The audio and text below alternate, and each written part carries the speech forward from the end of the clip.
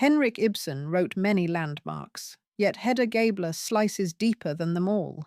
Ignore its 1890 date, it speaks with today's urgency. Meet a heroine who refuses every box. The play opens in the Tesman villa, newly occupied after a long honeymoon. Hedda, General Gabler's bored daughter, has married academic striver George Tesman. From her first entrance, she dominates space with restless energy and seething contempt. Old flame Eilert Løvborg returns with a manuscript threatening George's career and marital peace. Hedda smells drama and insecurity, her favourite mixture. She tempts Eilert back to drink, steals his manuscript, then burns it gleefully. Each act tightens the trap Hedda has accidentally built for herself.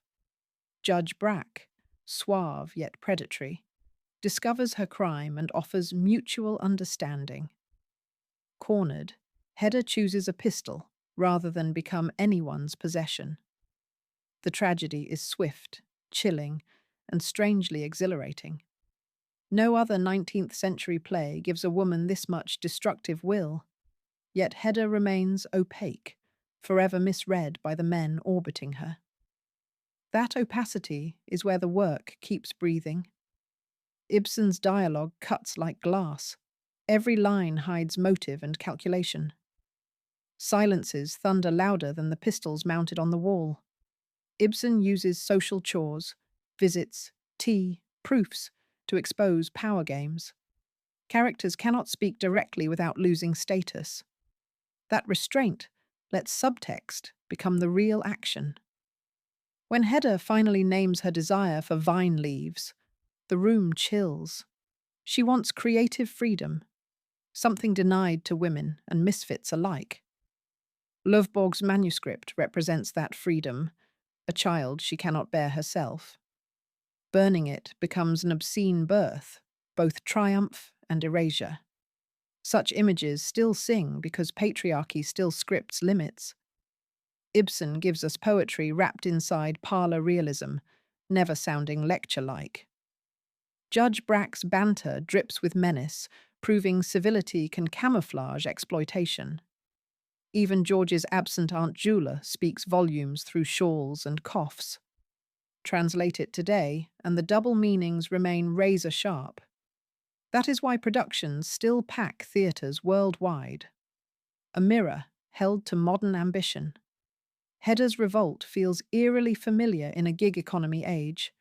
She craves excitement, yet lacks outlets beyond curated domestic display. Instagram has replaced parlour visits, but the performance anxiety remains. Ibsen shows what happens when image eclipses genuine self-definition. George builds status through research. Hedda must barter charm and sabotage.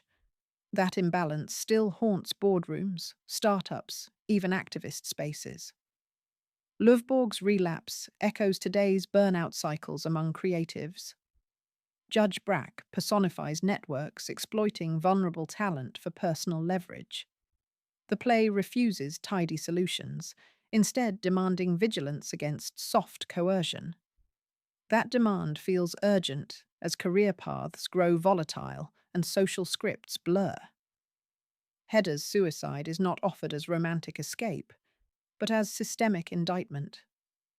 We are left questioning how many Heddas slow walk toward resignation today. That question lingers after the curtain falls, like smoke from the burnt manuscript. Reading it today doubles as a self-audit of our complicity in performance culture. Should you read or watch Hedda today? Yes, because the play's brevity hides staggering complexity. A first read supplies breathless plot. A second reveals psychological circuitry. Language remains crisp in every good English translation. If possible, watch a staged version to feel the crackling tension. Live audiences gasp when Hedda slides the pistol under her shawl. For newcomers, Ibsen's stage directions guide pacing like a hidden metronome. Scholars can mine the text for gender theory, modernism roots, and narrative ethics. Actors gain a masterclass in subtext, because Hedda rarely says what she means.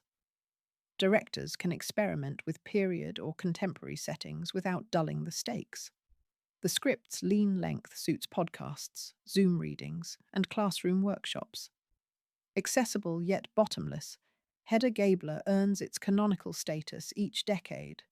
Engage with it now, and you may redefine freedom on your own terms. Return later, and different facets will glare back, like shifting cut glass. Few works reward rereading with such explosive dividends. Read my full deep dive article linked below for further context and production tips.